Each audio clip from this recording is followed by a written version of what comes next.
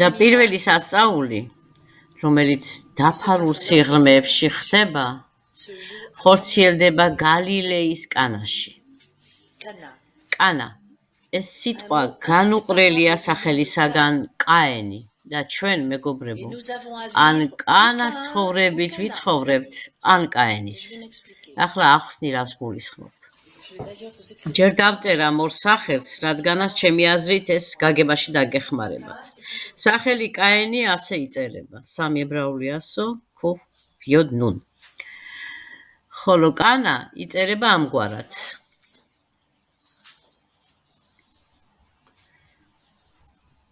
ქ, ნ, ჰ. ზუსტად ასევე იწერება სიტყვა ზმნა კანო, შეძენა. კანა არის იგივე ზმნა კანო, რაც ნიშნავს შეძენას, მოხვეჭას. და იგივე სიტყვა სახელში კაენი, რადგან იქაც იგივე ასოებია, უბრალოდ ნუნ წაგრძელებულია, რადგანაც ფინალურ პოზიციაშია. ესეც არის ზმნა კანო, შეძენა. როცა ევა აჩენს თავის ძეს კაენს, ის ამბობს: შემეძინა კაცი ეთიოდევავე, ანუ შემეძინა ღმერთკაცი. აქ იგულისხმება კაცი, რომელსაც თავი ღმერთი ჰგონია. კაცი, რომელსაც გონია, რომ იოდ მოიხვეჭა, მისი სახელი ნიშნავს მე მოვიხვეჭე იოდ, ანუ იოდევავე, მე ვარ ღმერთი. თუ იგებთ, რას გეუბნებით. კაენისთვის აბელი არის არაფერი და მას მოკლავენ როგორც ხელის შემშლელს. ესაა დასაწყისი ყველა იმ მკვლელობისა, რომელზეც უკვე გესაუბრეთ. კანაც არის ზმნა კანო, შეძენა. რა ხდება კანაში? ქორწილი. აქ იხსნება ცეცხლის მატრიცის გზა, ანუ ცეცხლით ნათლობის გზა და ეს გზა იწყება ქორწილით. მართლაც როგორც უკვე აგიხსენით, ცეცხლის მატრიცა ჩვენი შინაგანი ქორწინების დასაწყისია. წყლის მატრიცაში, ანუ წყლით ნათლობაში გავაცნობიერეთ, რომ დაქორწინება გვჭირდება. ამის შემდეგ ან იქვე ჩავრჩებით, წარღვნა წაგვლეკავს, ან ამ წყლის მატრიციდან ამოვდივართ და ვაცნობიერებთ, რომ დაქორწინების გზას უნდა დავადგეთ. ეს კი ცეცხლის მატრიცაში ხდება. რას აგულისხმოა, რომ იოანეს სახარების მიხედვით ცეცხლის ნათლობის გზა იწყება ქორწინებით გალილეის კანაში. გალილეის კანაში შუაგულ ხიმში უეცრად ღვინო თავდება, აღარ არის სიხარული. რატომ? იმიტომ, რომ ქორწილი შედგა გარესამყაროს წარმავალ ღირებულებებზე დაყრდნობით. ისე გვიყვარდა ერთმანეთი, ისე გვწავდა, ერთად დაწოლა, ისე გვსურდა ერთმანეთი, ეს იყო სიხარული, სიყვარული, ნამდვილი საოცრება და აი შევღდით კიდეც. და უეცრად ღვინო თავდება. ეს იმას ნიშნავს, რომ ყოველდღიურმა ყოფამ გამოხრა ეს ლამაზი სიყვარული. უფრო ძლიერები აღმოჩნდნენ პატარა დემონები. როგორ გამიცრუე იმედები. რატომ?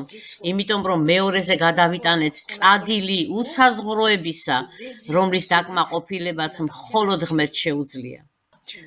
როგორ გამაწბილე, არ მეგონა, რომ ასეთი იყავი. დაიწყება ჩხუბები, თავში ვესვით, ერთმანეთს ყველაფერსაც ხელში მოხვდება. უბედურება ისაა, რომ ღვინო გათავდა, სიყვარული აღარ არის და ზღვარზე ვართ ერთი მეორის მოკლისა. რამდენჯერ ვკლავთ ერთმანეთს სიტყვით? ასეთია კაენი, რომელიც კლავს აბელს ხელის შემშლელს. მარიამი ამას ეუბნება თავის ძეს. ღვინო აღარ აქვთ. და გახსოვთ, იესო რას პასუხობს? იშა, რაში გვეხება? ჯერ ჩემი ჟამი არ მოსულა. რომელ ჟამზეა საუბარი?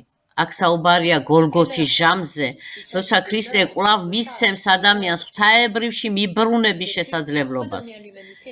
მეგობრებო, კარგად უნდა გავიგოთ ერთი რამ, ქრისტე ღმერთია და ის თუ ღმერთია, მაშას ადამე ის არის მარადიული და ყველაფერი რაც მის ცხოვრებას უკავშირდება, ასევე უკავშირდება მარადიულობას. ყველაფერი ხდება უჟამო ჟამში, რომელიც მყოფობს ისტორიულობის თითოეულ ხანში, თითოეულ მომენტში. ეს კი იმას ნიშნავს, რომ ისი ჟამი ჯერ არ მოსულა ისტორიული თვალსაზრისით, მაგრამ ის მაინც დამდგარია იმ ხანადაც, რადგანაც მარადიულობა მყოფობს იმ ხანშიც, იმ მომენტშიც. თუ არის თქვენთვის გასაგები ამ ორი ჟამის ზედდება, მარადიულობა მყოფობს დროჟამის თითოეულ ხანში. თუ კი მოსემ შეძლო ეგვიპტეში მიბრუნება, თავისი ერის ეგვიპტედან გამოყვანა და პასექის განხორციელება, ეს იმიტომ, რომ ქრისტე მოკვდა და აღსდგა. თუ კი აბრაამმა შეძლო მთაზე ასვლა შვილის შესაწირად და მთელი შინაგანი გზის გამოვლა, ეს იმიტომ, რომ ქრისტე აღსდგა. თუ კი ბუდამ შეძლო გასხივოსნება, ეს იმიტომ, რომ ქრისტე აღსდგა.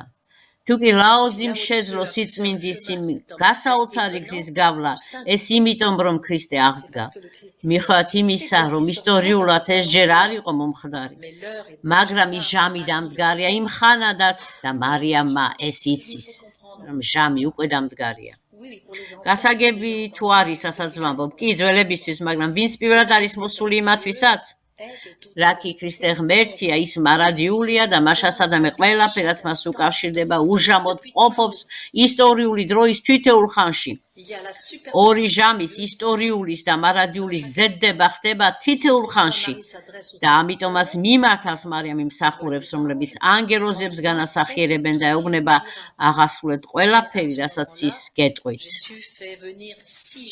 მაშინ იესო მოატანინებს 6 კაცს, ავსებინებს წყლით, აქ ნიშანდობლივია რიცხვი 6 და წყალი, რაც იმას მიანიშნებს, რომ ეს წყვილი ჯერ კიდევ დაბადების მე-6 დღის მდგომარეობაშია, სრულიად მძინარე გაუცნობიერებელ მდგომარეობაში, ანუ წყალში. და როგორც მამები ამბობენ, ქრისტე მე-7 კარასრია. ქრისტეს ახლად განგდებული ყავს ეშმაკი. იგი ახლად ამოსულია იორდანის წყლებიდან და ახლად წყალს გარდაქმნის ღვინოდ. იმ ღვინოდ, რომელიც მოგვიანებით წმინდა სერობაზე დაითხოვა და შემდეგ მის სისხლად გარდაიქმნება. ეს სისხლი დაიღვრება იმისთვის, რომ მოვიდეს სულიწმინდა. სრულიად აღმაფრთოვანებელია წყლის საფეხურებრივი ცვალება სისხლად და სულად, რაც ღვინის გამოვლით ხდება. კანაში ჩვენს წინაშეა პირველი გარდაქმნა წყლისა ღვინოთ, ღვინო კი სისხლად გარდაიქმნება. მას ან მოხდება გაუცნობიერებლობის წყლის გარდაქმნა ღვინოდ, რომელიც გადაიქცევა სისხლად და სულად, ან ვკლავთ და ვღვრით სისხლს. ასეთი ალტერნატივა. ან კაენი, ან კანა. გასაგებია რას ვამბობ?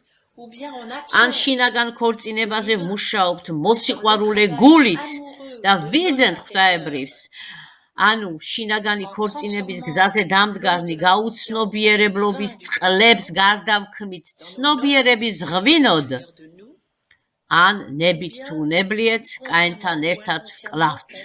შუალედური ალტერნატივა აქ არ არსებობს. ხმალი, ან ღვთაებრივი ხმალია, რომელიც აშენებს, ან ხმალია, რომელიც კლავს. შუალედური მდგომარეობა არ არის.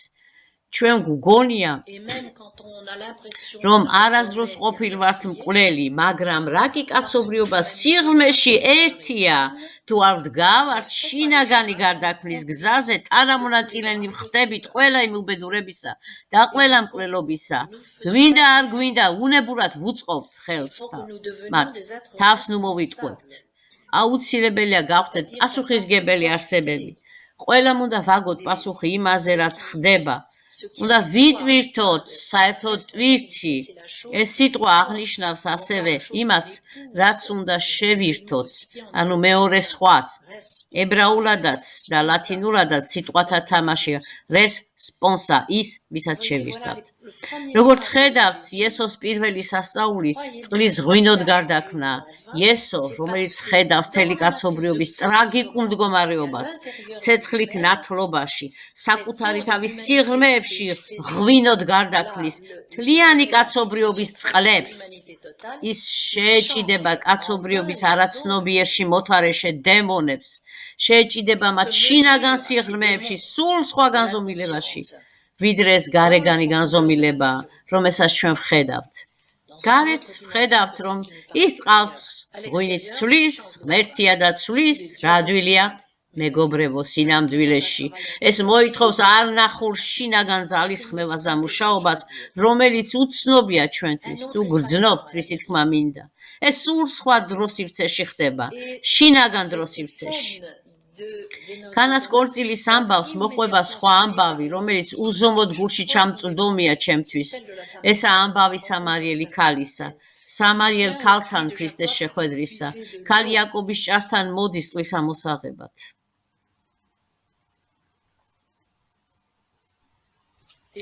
იესო წყალს თხოვს, ქალს გაუკვირდება.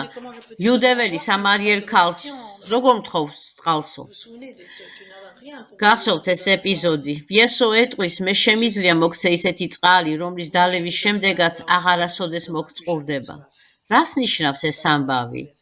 როცა იესო ითხოვს წყალს, მას წყალი კი არა, ჩვენი სიყვარულის წყურია. სწორედ ჩვენი სიყვარულის წყურია ჯვარზე გაკრუსაც, როცა ამბობს მწყურიაო. მას გარეგანი წყალი კი არა, ჩვენი სიყვარულის წყურია. სწორედ ამას თხოვს სამარიელ ქალს.